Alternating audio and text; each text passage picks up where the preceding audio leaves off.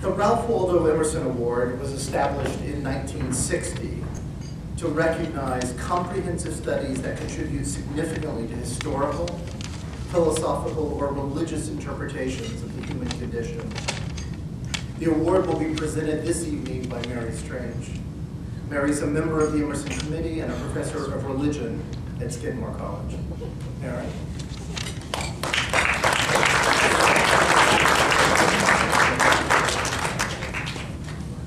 Thank you.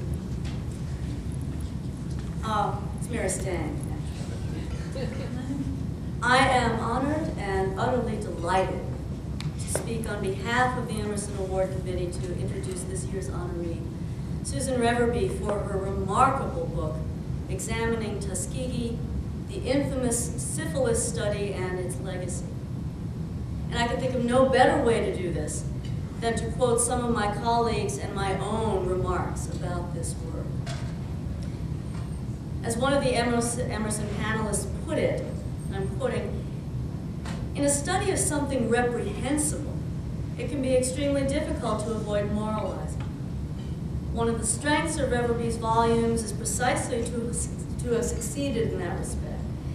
This historical account of the infamous Tuskegee syphilis study traces the effects on those who participated in these experiments, as well as tracking the influence of the study on medical experimentation ever since. Instead of windy moralizing, the author directs her scholarship to parsing the rather different understandings of history that have been operative in recounting the story of these dark adventures." As to those different understandings, another judge ventured, "This is a remarkable book. It is frank and self-conscious about how we account for ourselves individually, historically, and culturally. Without rationalization or excuse, it provides an account of how the study could happen in a way that allows us to see how human prejudice, limited knowledge, and outright confusion can create results no one could have intended or imagined." Reverby's is an incredibly intelligent and humane voice, bringing reason to bear on a volatile and emotional topic. Yet another panelist observed, "This is deep, multifaceted, and non-reductionist scholarship, elegantly, invitingly, and compellingly written.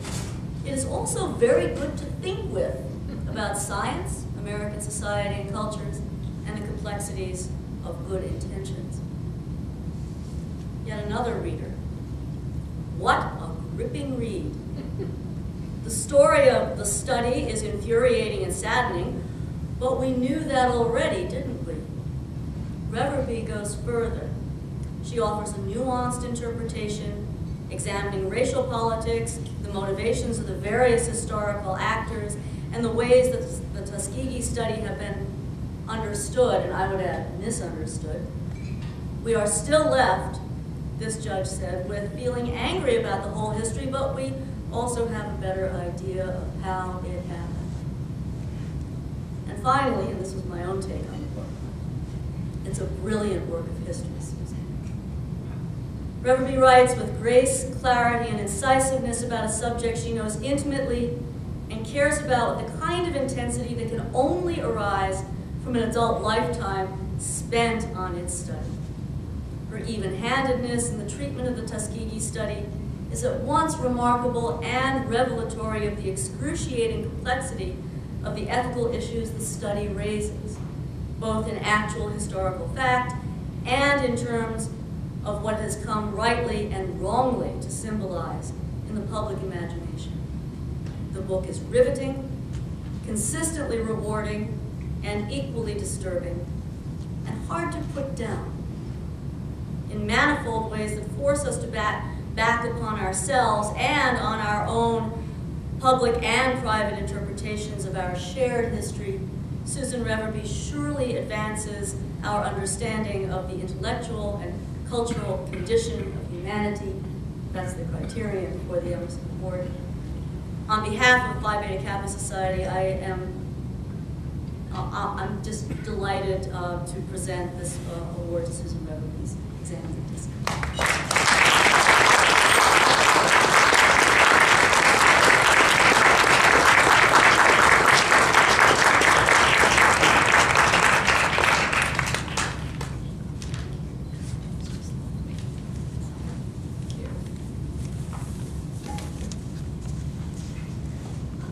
I am honored beyond words to accept this Emerson Award. I want to say something very personal and then speak briefly about what I was trying to accomplish with my work. With members of my family here, I want to acknowledge that I'm sorry my father did not live to see this. He cherished and wore his Phi Beta Kappa key, read The American Scholar, and was grateful that he, a man of immigrants, had been awarded such prestige. Never one that was easy to please, I suspect this is something that would have made him immensely proud, even if he never quite understood what I was up to, and often told me this. Emerson, too, figured early in my life, if in a peculiar way. In a form of cruel admissions decisions, the Cornell University School of Industrial and Labor Relations, where I, in my 17-year-old wisdom, thought I was going to be a personnel administrator, and where I received my BS degree decades ago now, decided that before we were to be interviewed, we should write something while waiting outside the office. We were handed this famous phrase from Ralph Waldo Emerson's iconic essay, Self-Reliance. A foolish consistency is the hobgoblin of little minds, adored by little statesmen and philosophers and divines. I have no memory of what I could possibly have written with all the wisdom of a 17-year-old at the time, but clearly it was enough to get me into Cornell, even if I suspect it would have made Emerson turn in his career. In rereading Emerson's essay a few days ago, I think parts of the sentences a few more lines down are actually more relevant for my scholarship now. For there, Emerson writes, and I quote, "Speak what you think now in hard words, and tomorrow speak what tomorrow thinks in hard words again, though it contradict everything you said today." Of course, in writing a book, you do this all the time. You think you have figured something out, then you go for a walk, you stand in the shower, you give a talk where someone asks you a question, you stare for a very long time at your computer screen, or you try and respond to a reviewer's critique, and you change your mind. Those hard words of one day become sheer idiocy, you decide, the next. My biggest fear, actually, in writing this book was that I would say something either that everyone already knew, or that searching for tropes and understandings that bucked conventional wisdom while acknowledging why they exist, I would fall into an abyss. I found comfort, not in Emerson, I have to admit, but in the lines from the poet and essayist Langston Hughes that were tacked to my file cabinet, for Hughes wrote, "An artist must be free to choose what he does, certainly, but he must never be afraid to do what he might choose." So you change your mind, you rewrite the sentence, and then eventually you have to accept this is what you know and not be afraid. I'm often asked how I, a northern white woman, historian of women and healthcare in a women's and gender studies department at a women's college, found myself enmeshed in the infamous Tuskegee syphilis study for, I hate to admit this, nearly 2 decades now. For in all things that appeal to your soul, the study called out to me because it raised so many critical questions that appealed to me as a historian and someone deeply committed to justice. How do we do science and medical research while protecting human rights? Why does this study resonate so deeply within the African American community? Why does Tuskegee, this place of such relevance and resonance in American history, now recall this horrific study? How do we mesh memory and history, acknowledging what people think they remember with the seeming facts of what happened? Why did an African-American nurse and an African-American doctor completely committed to the improvement of healthcare for Black Americans think this study was a good thing for their community? And what actually really did happen? I did not expect, as many historians who write on this and history know, that I would change anyone's mind or thinking. All I could hope was that the book would give people pause, would help us understand one another better and provide thoughtful commentary.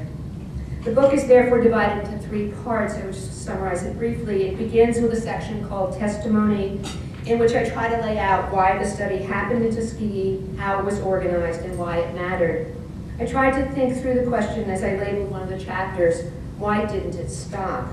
As I traced the arguments over the decades that explained why the public health service physicians who ran the study thought they were doing the right thing. I then paused in the book and wrote a middle section called Testifying.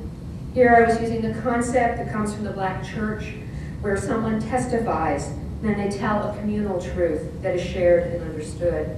I applied this concept to the men of the study through interviews and analysis of their medical records, and to some of the white doctors, the Black nurse, and Black physicians who kept the study together. I tried to see what they thought and why, what truths they were trying to tell. In the last section called Traveling, I traced out ways the ideas about the study, some correct, some others wrong, began and entered American culture. I tried to explain the history of these understandings and where they came from. In doing all of this, I tried to separate out the facts of the story from the beliefs about it, always remembering the key idea from oral historian Alessandro Portelli that, quote, the wrong tales allow us to recognize the interest of the tellers and the dreams and desires beneath them. One of our most used metaphors for our racial sins, Tuskegee, is often applied to medical encounters, whether they are research or practice, about too much attention to race and too little. The word Tuskegee is now, I think, locked into the American vernacular with meaning as strong as slavery and lynching to connote when Black people are seen as property or objects and not rights-bearing citizens. It has become the major touchstone that explains the need for informed consent, protection for the vulnerable, and outside surveillance of the medical research enterprise as its shadow continues to haunt our mythical imaginations. My hope has been in this book to take up President Obama's challenge from his so-called race speech in 2008, when he declared, quote, we can tackle race only as spectacle, as we did in the OJ trial, or in the wake of tragedy, as we did in the aftermath of Katrina, or as fodder for the nightly news. I tried, therefore, to respond to his request that we think more widely about this by moving beyond tragedy and spectacle to try and understand both what happened and to imagine why we believe these things. In the end, perhaps I should give Emerson, I think, the last words, for he argued in Self-Reliance, it seems to be a rule of wisdom never to rely on your memory alone, scarcely even in acts of pure memory, but to bring the past for judgment into the thousand-eyed present and to live ever for a new day. Thank you very much.